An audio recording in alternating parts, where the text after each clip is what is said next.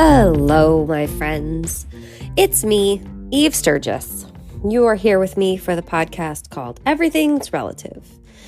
I record this podcast. If you've been around, you know that I record this podcast in all sorts of places that are not really soundproof. Usually in my basement office at my house in Los Angeles. Lately, I've done a few episodes from my childhood bedroom in my hometown, Petaluma. What's up? I don't think I've ever recorded an episode from a car, but I wouldn't put it past me. Maybe I have. Feels like I probably have, right? Today, I'm recording from an airport. And actually, recently, I did do an airplane, so this isn't really all that wild.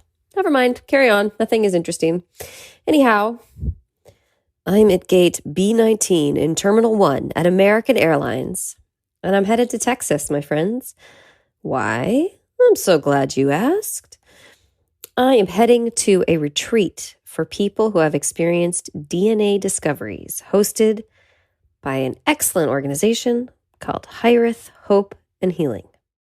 I talk about them a lot because I love them, for no other reason. Have I ever told you how I found out about Hireth Hope and Healing?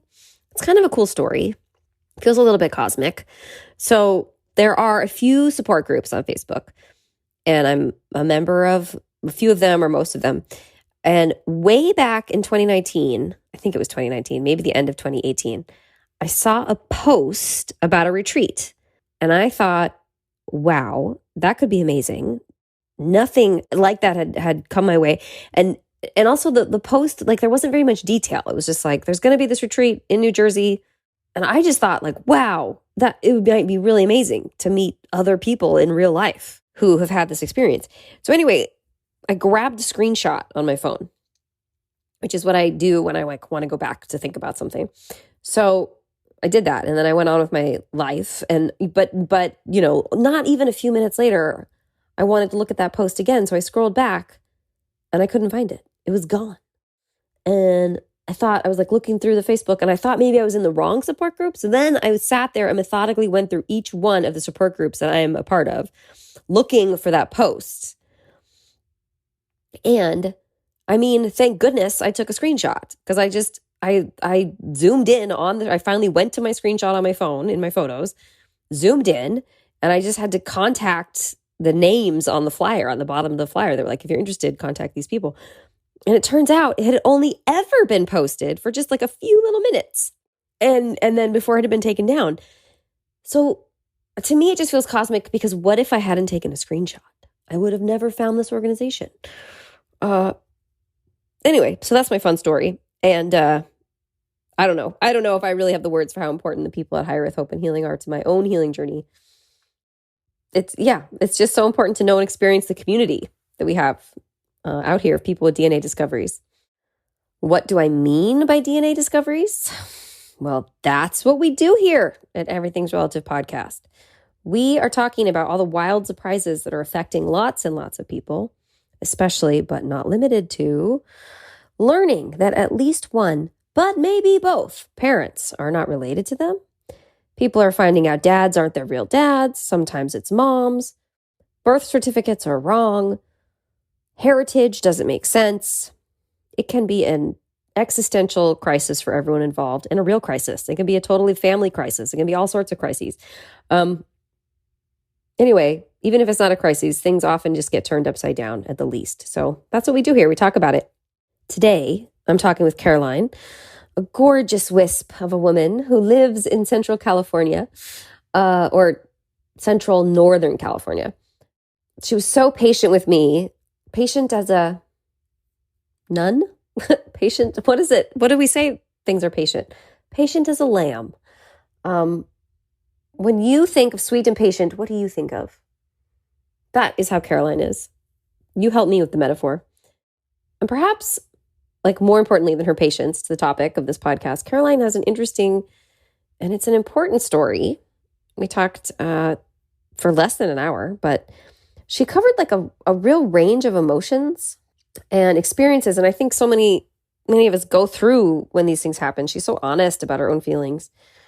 She's able to see different perspectives. It's very inspiring. Anyway, I was listening back to our tape for tonight, and I was just touched by so much. I don't I don't really know what part specifically I want you to listen to, listen for. So just listen to all of it. I'll play it all. I'll play it right now. Here we go. Okay, so every time I point to you, you say something cool, okay? Hey, Dallas, do you want to make a podcast?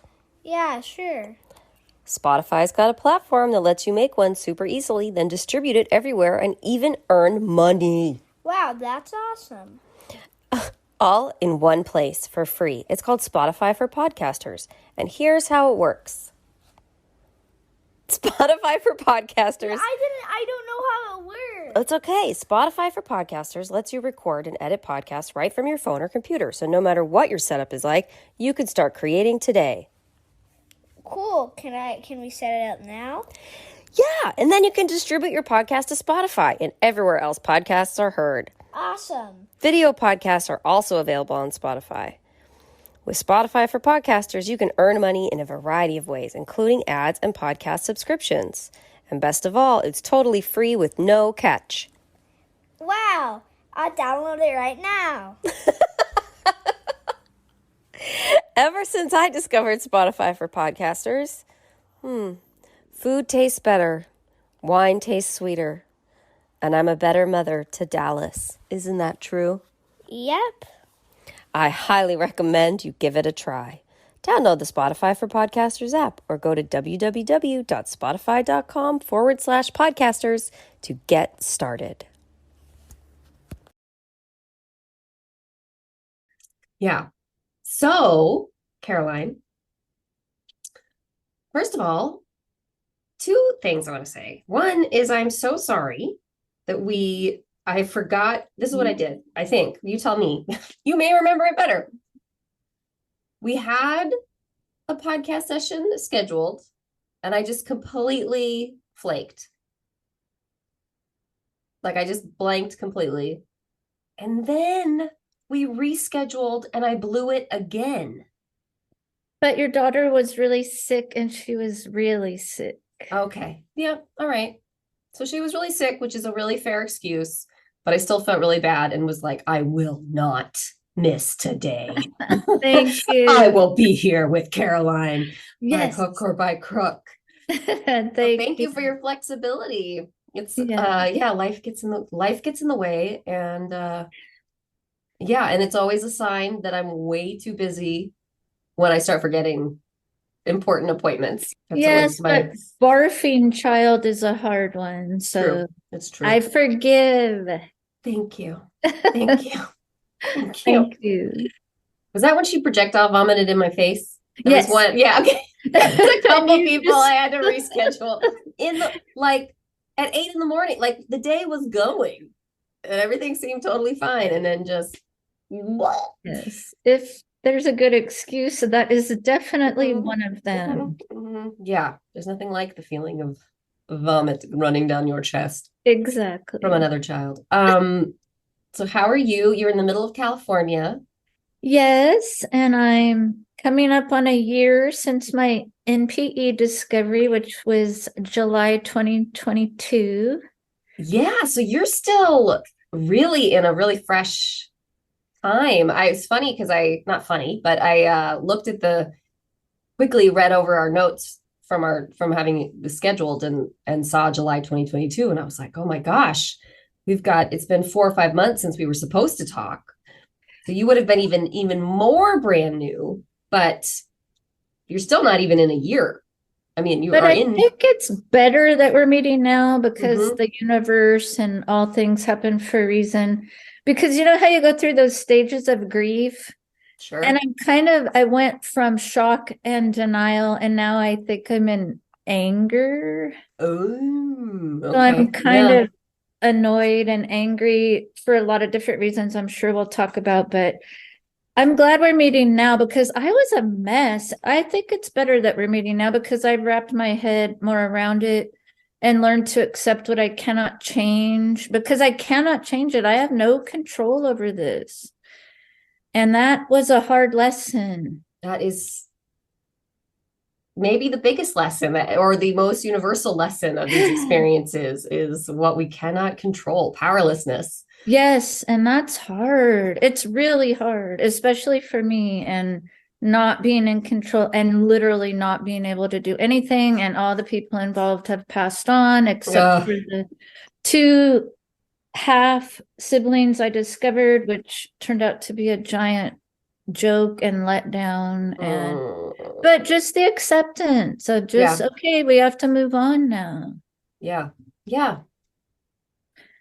I hate how trite it sounds to say it is what it is, but I know, but that's basically it comes what down to it. Comes down to in the end. Right. And that the illusion of control that you don't have over any of it. So hard. So tell me what happened in July. Okay, so it actually started in 2015, which is ridiculous. So 7 years I could have known and didn't know. So in 2015, my kids and my granddaughter did the whole ancestry DNA, and my son-in-law, and I was like, cool, I'm going to do it too. And from what I knew, I was 3/4 Italian. My dad was full-blooded Italian. My mom was half. And I thought, well, it might be boring, but we're looking for the elusive Native American princess that on my mom's side. There's always one. I was really into finding her because my mom told me there was one. And so I did it, and everything was as expected. And Ancestry DNA at that time, it didn't give you regions. So I was like 99% Western European, and it all fit. Western Europe, Italy. Okay, there was nothing else I could find. I didn't even think to click on DNA matches. I don't know why. It was just all about the ancestry. So I kind of let it go, and my kids none of us were surprised, and we just kind of all moved on. My kids found a little bit of Jewish on their father's side, which was exciting for them. And then in 2018, I went back on because I think I got an email that said, hey, we've changed our regions. And so now you can see some regions. More specific. So more specific. So I logged back in, and I had Greece. And I was like, well, Greece is by Italy. And it's amazing how you just are like. I was just thinking the same thing. I was like, all right. I was like, okay, so the Romans were in Greece at one time. So it all fits again. And then I did look at the DNA matches, and I saw some names I didn't recognize, but I figured they were on my mom's side because on my mom's side, half Italian, half Scottish and English. So it all fit again. And I was like, okay, so cool. This is probably on mom's side. So I reached out to the man and I said, hey, do you have these names on your side, which were like Clark and Jones and Scottish names? And he said, no, but how are we related? Because I'm showing that we're second cousins. And he's like 80 something, super cool guy that did like all the work on that side. And he's like, I can't find it. Well, I can't find it. So I just let it go. I was working and didn't have time. And then in 2022, I retired because I was 58 when I found out. I'm now 59. Mom, dad are all passed on. My brother's passed on, who's now my half brother. And I reached out to him again, and I said, like, who are you? Like, can we look at some more names? Because he was the only one that I could really see. But then I looked again, and I had what would have been grandfather, uncle, or half sibling with a name that I didn't recognize until the 80-year-old gentleman said, do you have these names? Do you know any of this name? Which was Moran. And I'm not afraid to say it. I'm not worried about anonymity anymore. And I said, no, like, I don't know that name. And I kept looking at my match that said half sibling. And I was like, wait a minute, I do know that name because the sheriff where I grew up, that was his name. And he was a really good friend of my mom's. And I'm like, no way. Like, this is, and then the surrealness set in, right? So I reached out to him, no answer. It said he hadn't been on in over a year. So kind of freaking out. And I'm seeing these names I don't know. And then it was June of 2022, this other guy that just had a handle called Vegas something or other also showed up as a half sibling. Oh. But less centimorgans, which I didn't know what that meant. So I reached out to him and he responded, and I was like, hey, but he showed as a first cousin because we had less centimorgans. And I said, are you by chance the son of the sheriff of Las Vegas, who was a 3-term sheriff that my mom was friends with? And he said, yes. Why? And he was really defensive, like super defensive, like beyond. What did my dad do? Yeah, but no, because the whole thing was my dad would never do anything. He never stepped up my mom. They were married for 52 years. There's no way. Like, you're starting a bunch of SHIT. I don't know who you are. But we kept talking and talking, and then it led to exchanging pictures. And he said, well, don't ever reach out to my brother. Even though he's an attorney and was a police officer, he doesn't believe it. My dad would never do that. So anyway, long story short, we decided, yes, we are half siblings. And then I don't really want to digress, but it came down to my mom worked at the Stardust Casino. His son's wife's dad owned the Stardust Casino. So there were all these things that were all together. So then we're like, cool. And then he wanted to do another test. And I said, we can do that, but I've heard that these are just as good. We did Jed Match, we did everything. And then it was like major love bombing from this half brother. And like right off the bat, like he's calling me sis and I love you. And he was emailing me every day. And I was like, okay, well, this is cool because this never happened, right? Is he an older brother or a younger brother? So he is 66 and the brother that wanted nothing to do with it is 72. Okay. So they were older. So they were like children when you were conceived. Well, the older brother was 18 when I was conceived. Oh, good. I'm glad you could do the math. I'm clearly not doing the math. I did do the math. Because at first I'm like, can that be my dad? Yeah. Yeah. But I'm like, no, my mom. And originally, Eve, I thought that it was my father when I saw this weird thing because my dad was married 10 times. My Italian daddy. And I'm like, it has to be him, right? But then I'm like, wait, it doesn't work. Like, it doesn't work because she would have been pregnant. And how did she tell her husband? So anyway. Oh my gosh. But then the love bombing stuff kept going on. And I'm trying to deal with it. And he's trying to be all nice. And I'm getting a Christmas card and happy birthday from him and his girlfriend. And is he still in Vegas? He's still in Vegas. The other one's still in Vegas, and he's in political office, and he was running for lieutenant governor, and they don't want anything to do with you. Please shut your mouth. So anyway, I got to the point, I'm like, well, I think I should change my birth certificate because I want it to reflect who my real dad is. And I wasn't close to my birth certificate father because he left when I was 7 and he didn't really keep up with us. He had way more wives. Yeah, he had to get to. Like he had because my mom was 7. And so anyway, but it was just a tragedy, which I won't go into because I had a horrible childhood with a horrible stepfather, and it was just all bad. And so anyway, so I'm telling the guy, I said, hey, let's do LabCorp, and I'm going to petition to Nevada and have my birth certificate changed. And he's like, well, I don't think that's a good idea. And I understand your perspective, but I hope you understand mine. And I kind of got pissed. And I was like, no, I don't understand yours. Oh, and I forgot to tell you, even at the beginning, he said this had to be our little secret.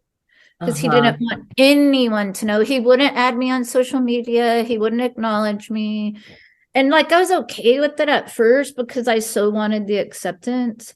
But then so I said, yeah, well, I don't understand where you're coming from. So how about you explain where you're coming from? Because you know where I'm coming from.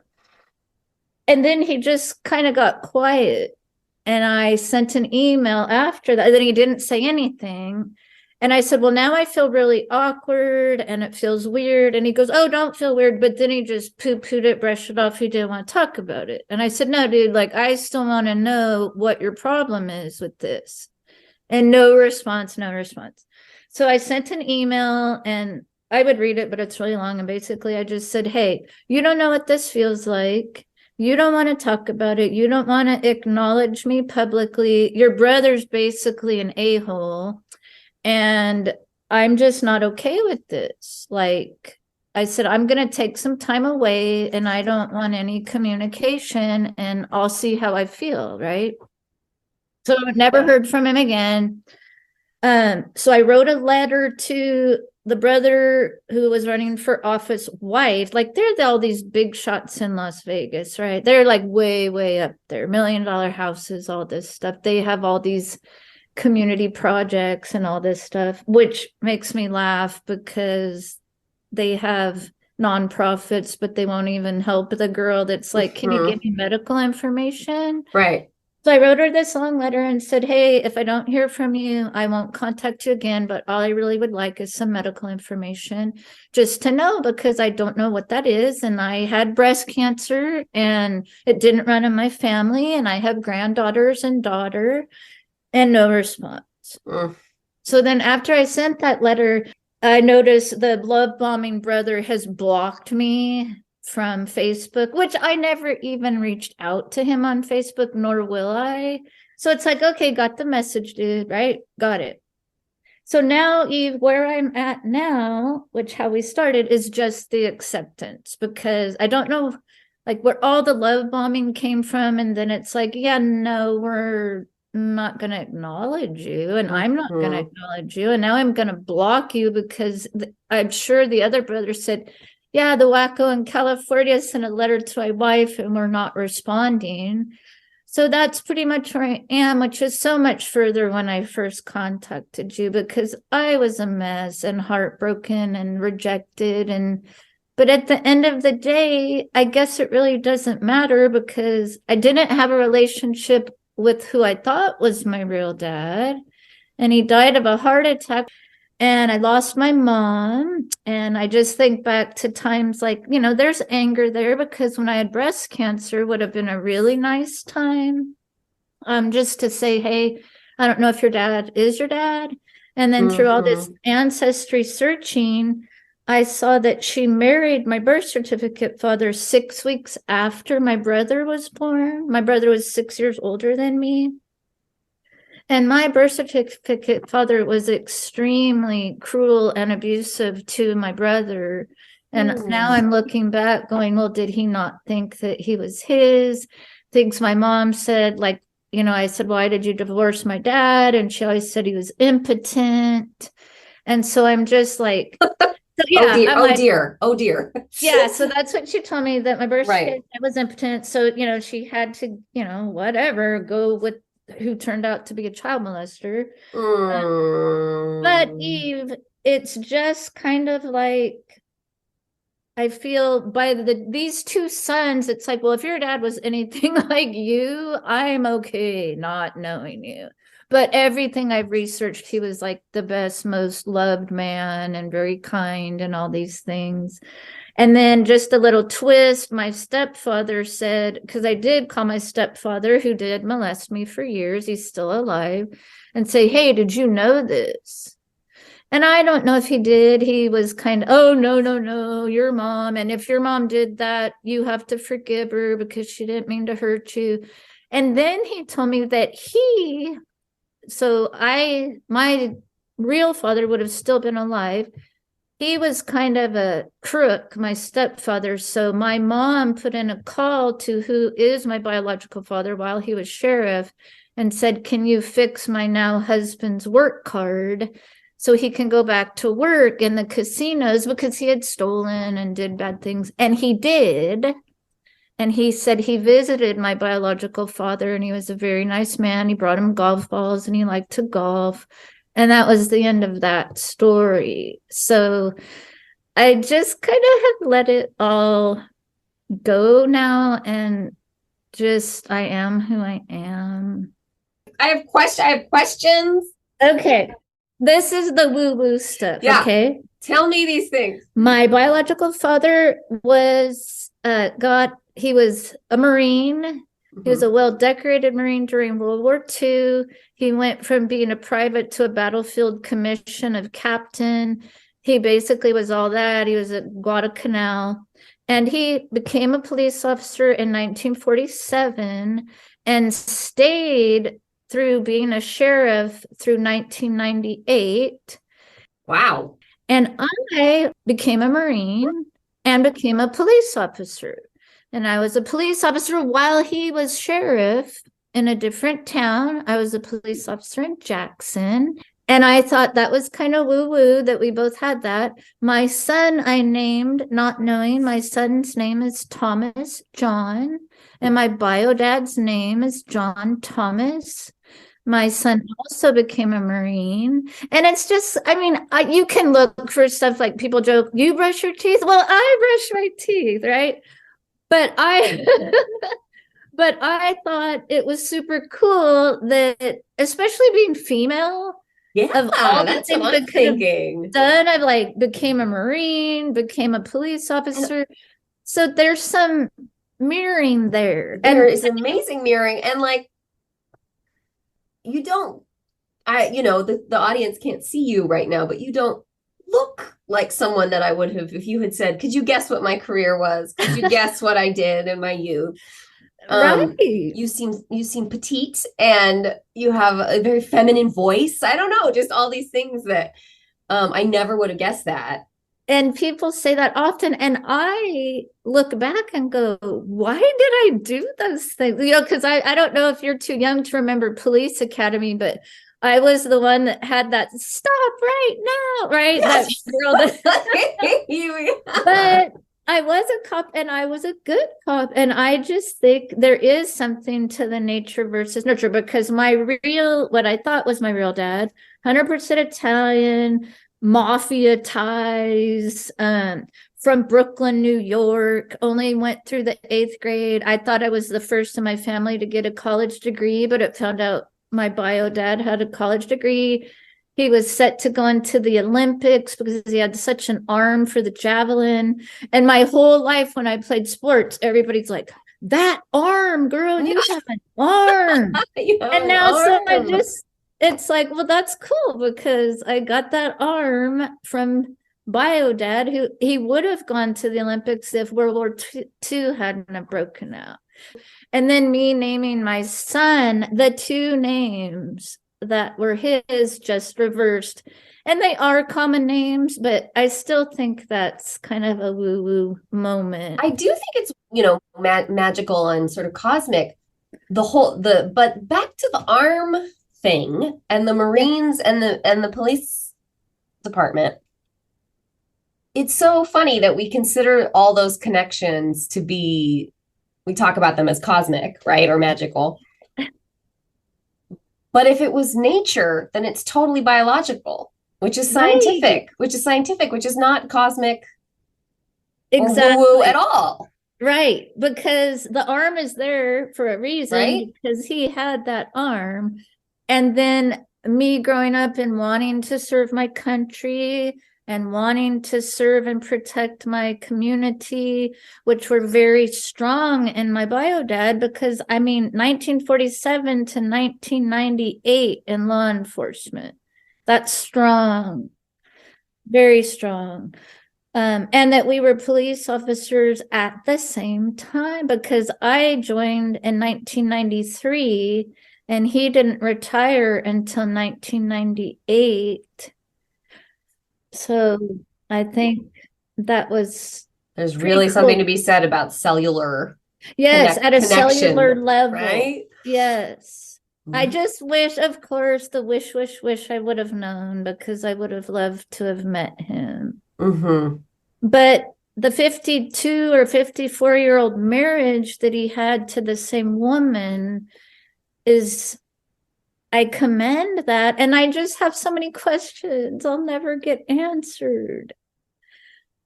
Like, why? And I don't think there'll be more of me, but I do look to see if there are others out there. But that was, my mom always talked about him and what a great man he was and how good of friends they were. And, as a teenager, I didn't care. Like, That is so interesting that do you think she knew? I don't know if she's saying my dad's impotent. The only thing that makes me think she might have known is her saying my dad was impotent, her marrying my dad 6 weeks after my brother was born. And then, she had to know that. That's what always gets me and makes me laugh on your show. It's like, well, you know what you did. So that would have been April of 1963.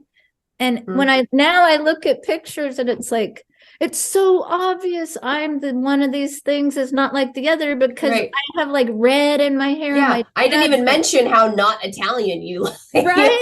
You do not look Italian. Which I never would ever say or think until the DNA discoveries came into my life.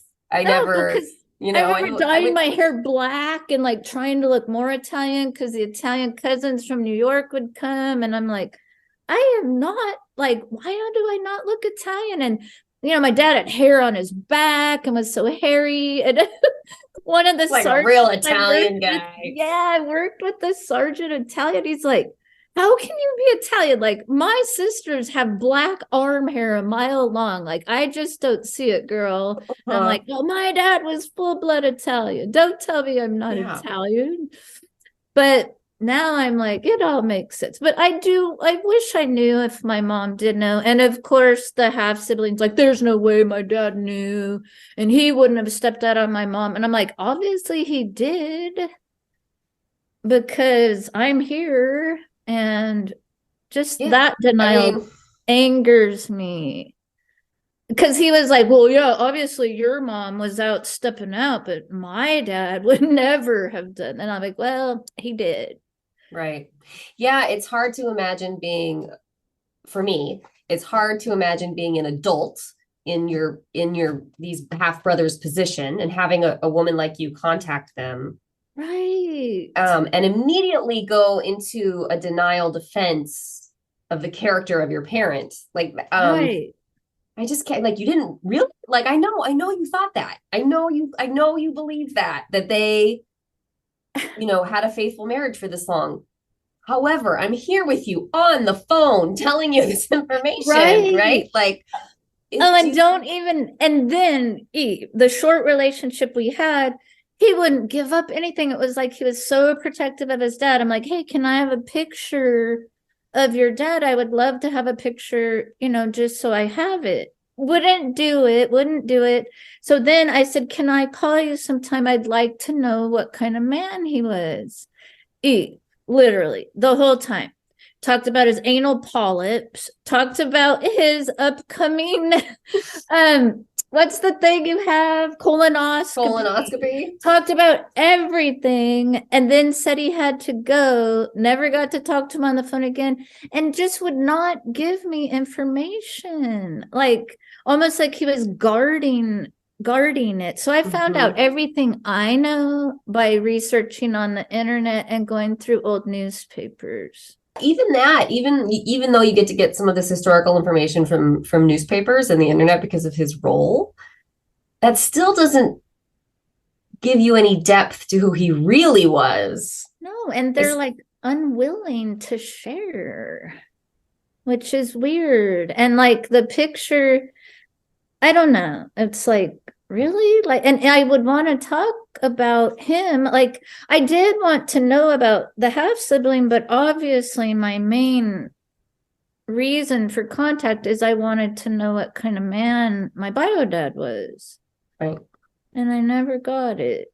And I said to him so many times, wouldn't you want to know? And it's so funny because, I want to go back to the Centimorgans. Him having less Centimorgans than the other brother who has more than my granddaughter. We match so close.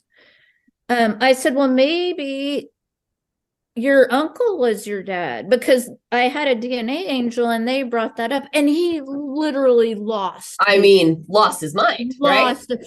That's my dad. And I'm like, okay, it's okay for you to feel that way. And that there's no way that would be possible. And I'm like, actually, it is possible, but that just added fuel to my fire. Yeah, unfortunately, he's one of those adults who doesn't understand how humans behave or anything about human sexuality or history or time or men and women. Well, I know. And it's like, I'm barely in the boomer generation. I'm actually could be in either, but it's like, okay, okay, boomers, because you can't believe that your dad would do this and you still have that attitude that it's shameful and I'm shameful. And I think it's their age, Eve. Yeah, I think you're right. And I think it's also silly or ironic or both that he feels so dedicated to defending like the honor of a man who ran Las Vegas, right? Which is like not the moral capital of right? Like he's like, oh no. My God, just saying that. It's like, yeah, because Las Vegas is so upstanding. Yeah, it's such an upstanding place of like morality, chastity. I know. Honor. And I don't know. So I do hear stories. I've heard them on yours and I've heard them on others on MP stories where everything works out great, but it's few and far between. And it really just left a really bad taste in my mouth. And two more things I have to share. My son, who was the last remaining Iannone, because my son has a different name, so he actually changed his name legally to carry on my birth certificate father's name, and it became an Iannone, and he is not happy at all about this because now he's carrying a man's name that isn't even his grandfather. And then my daughter had and my grandson is an Iannone. Oh, no. No, your son was being so honorable. Like that was such a great thing to do. He's not happy. And my daughter is just of the mind, whatever, it's a sperm donor mom, because she's just like this ultimate feminist. She's like, who cares? Like, there's adopted people all over the world. He's just a donor, just move on. So two different responses from my kids, but I get them both. There's arguments to both of them. Yeah. Right? Elements of both that are true and also that fall short of understanding the full experience. Exactly. Mm-hmm. We've talked about this before, but I'm sure it's true that however your childhood was and whoever your birth certificate father was will have a great impact on what kind of upheaval a DNA discovery would create. Right. Right. And you're not getting into details, but clearly there's trauma there. And so that would be a different kind of experience for you than perhaps it might be for your daughter to imagine. Like, or other people that just don't understand. They're just not, it's just, there's just a level they haven't dove in deep. Right, because I know exactly what you're saying, because the original was you do the little girl Cinderella thing of it could have been different. Mm-hmm. I wouldn't have been molested and I wouldn't have had a horrible childhood and I wouldn't have had all these terrible things. And but even that's not real, because even if at some point I did find out, and him being married for 54 years, so then you're thinking like a child, but you have to put on your adult hat and say, it wouldn't have been a fairy tale. He wouldn't have taken you away and said, hey, wife, here's my kid that I had, so that was the torture of the fairy tale thinking of how everything could, but it wouldn't have been that. Right. No, it wouldn't have been. But I think it is harder on someone that had a traumatic childhood than not. But at the same time, you hear the girls that say they were daddy's girl with their birth certificate father, only to find out they're not blood related. Right. And there's a devastation in that. That's probably, a layer of the onion that only they can understand. Right. So at the end of the day, I think we just have to accept it. And there's going to be so much more with the commercial testing, and just try to move on the best you can with the information you have, and not play the what ifs, because that's what kills you. Mm-hmm. It's the what if this and what if that. Yeah. Yep. The what ifs can really tie you up. It's interesting though, also from a therapist perspective or from a trauma perspective, that you had these rough and hard things happen to you as a child, just even including a divorce and a father that went on to marry 3 more women, and like Right. a lot of sort of chaos and what we would call this, like there sounds like there was dysfunction and trauma. Anyway, but you found yourself in the Marines and as a police officer, which is such an interesting path to take of sort of containment and structure. Right. And, That I needed. future, right? And a future. Like, Right. and so there's definitely like a warrior in you. Definitely. And I think there was a point in my early teens where I could have definitely gone down a drug road, a self-destructive path, and a point of no return, maybe incarcerated, that type of path. But I chose, and maybe it is bio dad's cells saying, Right. you will not, you are a warrior. I was a warrior. And also maybe going into things where I couldn't be hurt, or to protect others from being hurt. Absolutely. That no one will hurt me again. And not only that, I'm not going to allow things, to the best of my ability, to happen to other children that I went through, maybe. But yeah, it was not a fun time. And even adding on the element of mom denying that I was being abused. Yeah. And at her age, when I kept bringing it up, saying, no, your husband cannot be around my children, whether you want to believe it or not, that he's molested me. Her literally saying, what do you want me to do? Be alone? Yeah. Ouch. Right? So just that part of my mom that's hard to accept too. Yeah. A selfishness through it all. And I don't know. I think she did know, and she just left it a secret because that's how she was. Sounds like some choices were made that were the path of least resistance, or the easiest for her in whatever moment was happening. Right. And I tried to look at her that she was like me, and we all did the best we could with what we have at the time, because none of us can say that we're perfect or haven't made bad choices. But it's been hard. I just want to talk to her one time. Yeah. One time. And she was pretty mean, Eve. I mean, my brother passed away of AIDS back, he got it in the 80s when it was mostly a homosexual. And I know that's why my birth certificate dad couldn't accept, and just savagely beat him many times. And my mom looking at me one time and saying, if one of my children had to die, I wish it would have been you. Oh no. I know, but looking back at that, Eve, going, was that because I was just a one night stand? Like, what?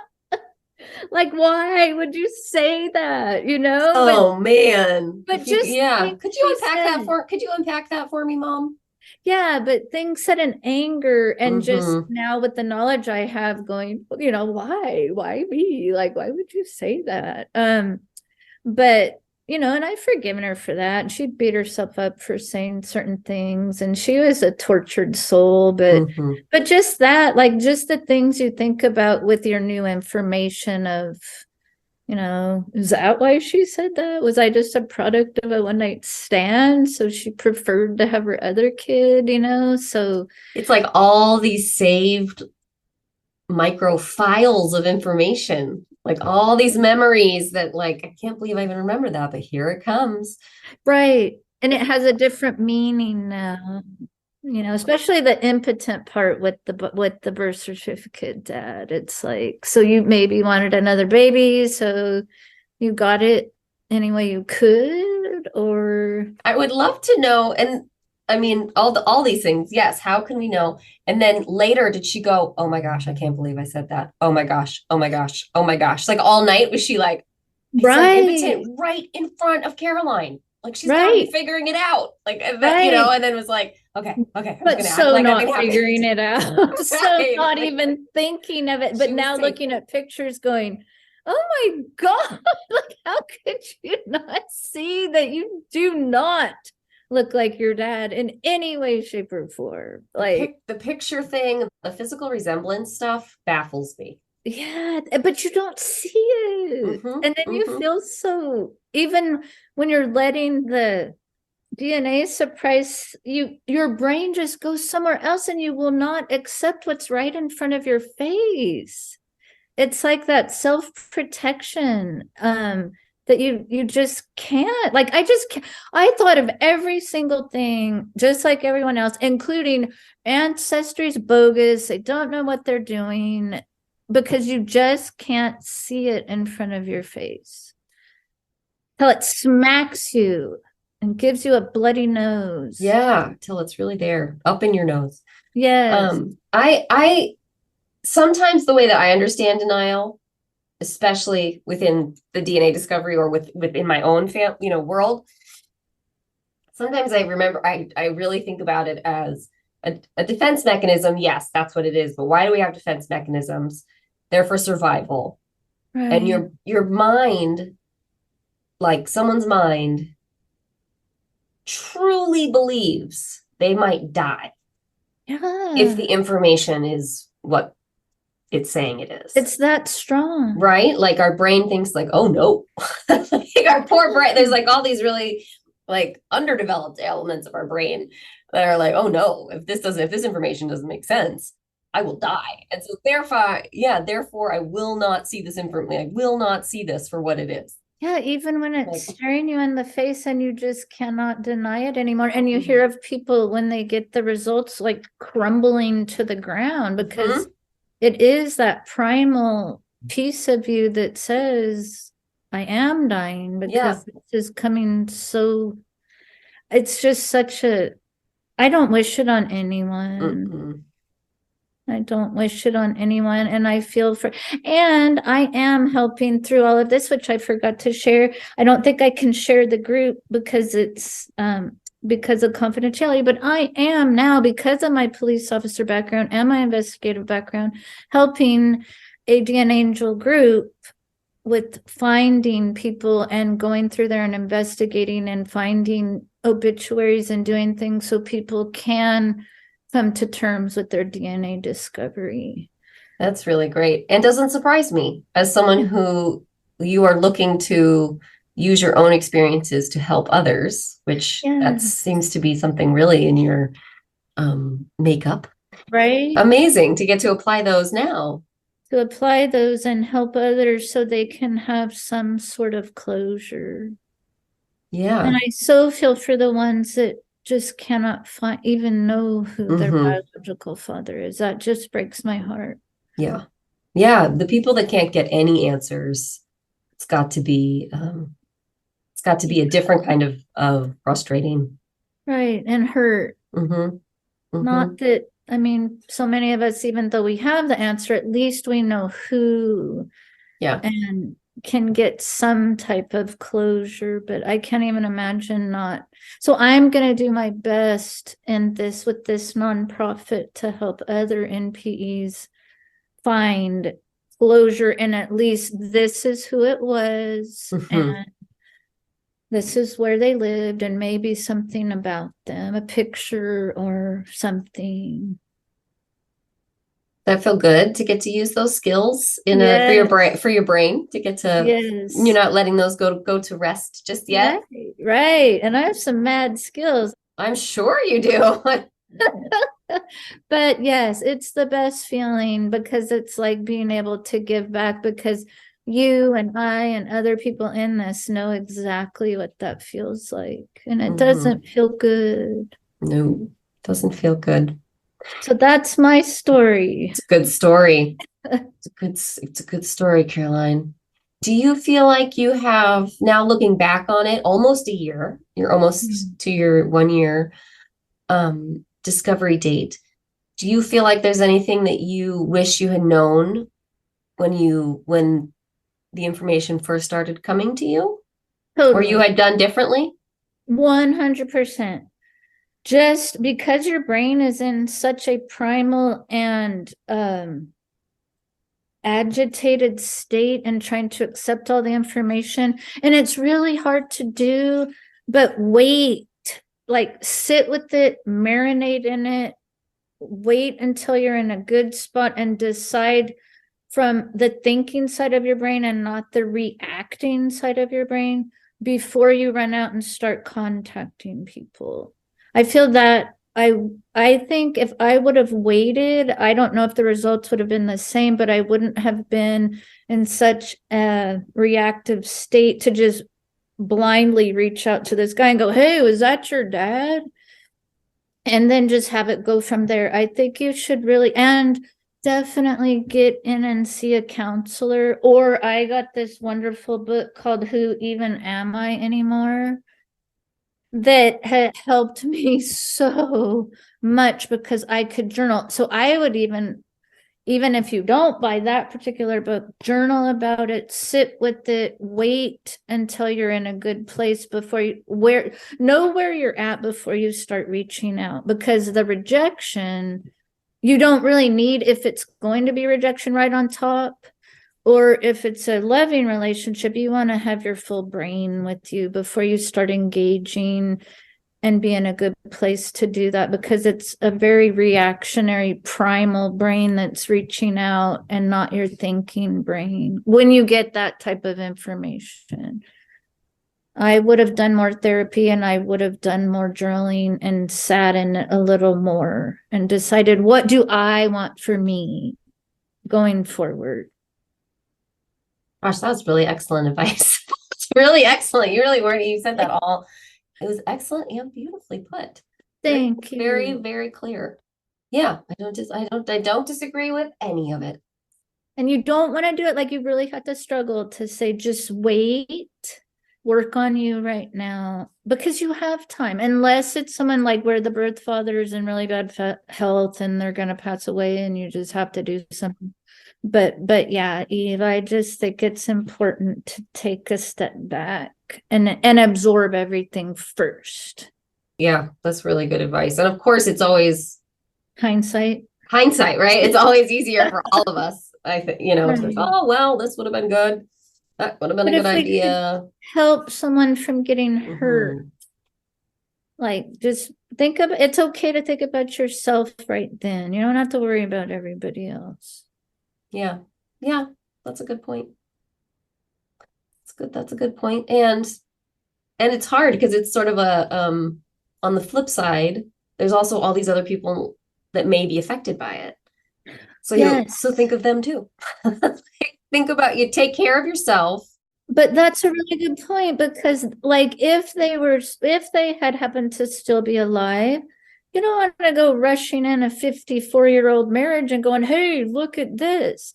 Like, it is important to think of yourself, heal yourself, but think about what you're doing, because that is another one where you could really hurt a lot of people. And I think I did hurt the two half siblings, even though I personally think they're jerks.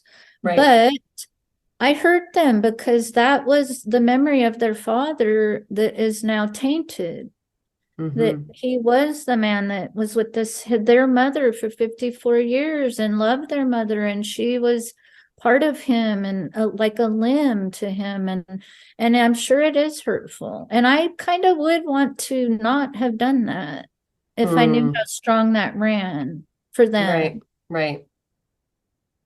But then the mean part of me wants to take a front page ad out, and but you know what I'm saying. I do know what you're saying. It's been very hurtful to them because it has changed their memory of their father. Right. That's very kind and empathetic perspective that you have.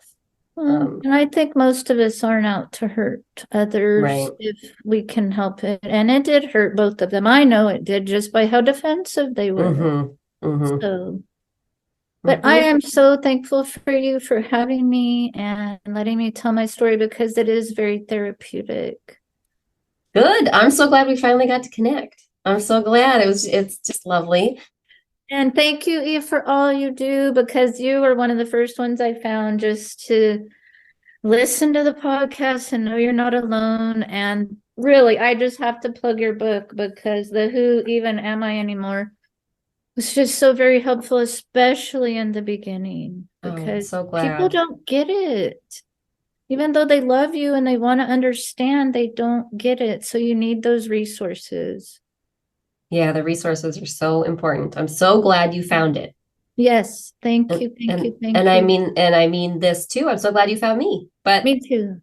For the just that it's been helpful. That's lovely to know. That's what And keeps me going. And like when I'm in a conversation like this, it's so fulfilling that of course I would never stop the podcast. I'll never stop doing it if it's but I'm sure it takes its toll too, right. you know. Yeah, but not in these moments. These are not the moments that are taking the toll. It's absolutely Excellent. Logistical, technology, logistics, resources that wear me down. But this is why I keep doing it. Right. And it's so helpful and for everyone just to have resources out there because before your book, there wasn't anything. There were the podcasts, but you couldn't really work through all these really intense feelings and just write about it and look back at it and then write some more just to help heal that piece of you that was kind of torn out through everything and mostly your identity. Yeah, it can be so frustrating to not know where to begin with this thing that we're calling a process. Right. If there's, even just by definition, a process has a beginning, a middle, an end, or steps that you take. Like, first you do that. So without anything, I feel like I, for one, am just left flailing everywhere. Exactly. With everyone, and yet everyone we're all flailing. We're all flailing, and we're all going, we got to work through it. We're going to work through it. I'm working through it, but the books and the podcasts are you're flailing in that ocean and somebody throws you that lifesaver that you can at least grab onto, but you're still floating, but you have something to hold on to while you're processing. Good. Thank you. God, that's been that for you. Yes, thank you. And excellent. The podcast, especially in the beginning, just to know you're not alone out there. Because you really think you're the only one. It does feel that way. So the reality sets in like, oh my gosh, and this is getting more and more common every day. So don't be alone out there. Yeah. Yep. Listen to Caroline. Don't be alone. You are not alone. You're not alone.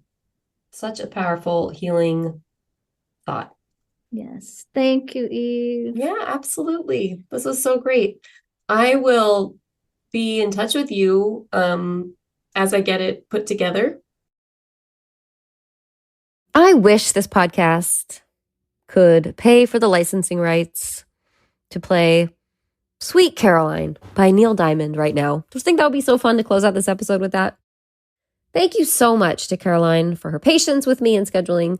And more importantly, thank you, Caroline, for sharing your story and like doing your part to help others.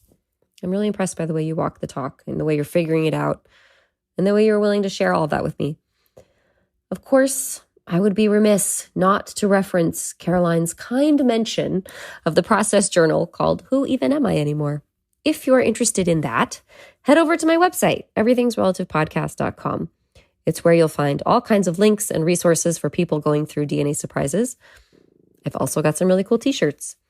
Check it out. If you want to be a part of things a little more around here, you can find me on social media. Find me on Facebook and Instagram at Everything's Relative Podcast. And, do all the things. Review the podcast. Make sure you're subscribed. Share it with your friends. If you've been listening for a little while, you may have heard me suggest or threaten a little bit lately that this will be the last season of the podcast. And No decisions have been made yet. No decisions. But still here for a little longer because we're getting really close to the 100th episode. So it seems like I should hang in there till we get there, right? Doesn't that make sense? Which is all to say, another episode will drop next week. Until then, I hope things in your neck of the woods, wherever that is, I hope they're nice. A friend was talking today with me about drinking coffee out on a patio in the mornings. I hope you have a patio. If you have one, I hope you're able to enjoy it. Go on some warm summer night walks. And fireflies. I also really love fireflies. I hope wherever you are, you can see fireflies. I'm Eve Sturgis. This is Everything's Relative podcast. Bye-bye. Everything's Relative with Eve Sturgis is produced by Eve Sturgis and Kaylin Egan and edited by Joy Rumel. Logo designed by Ivy McNally, and music is used with permission from Goodbye the Band. Eve is a licensed psychotherapist, but her podcast episodes are not therapy sessions.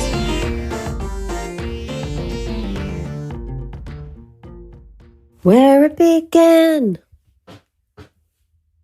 I can't begin to know when, but then I know it's growing strong. Was in the spring, and spring became the summer. Who'd have believed you'd come along?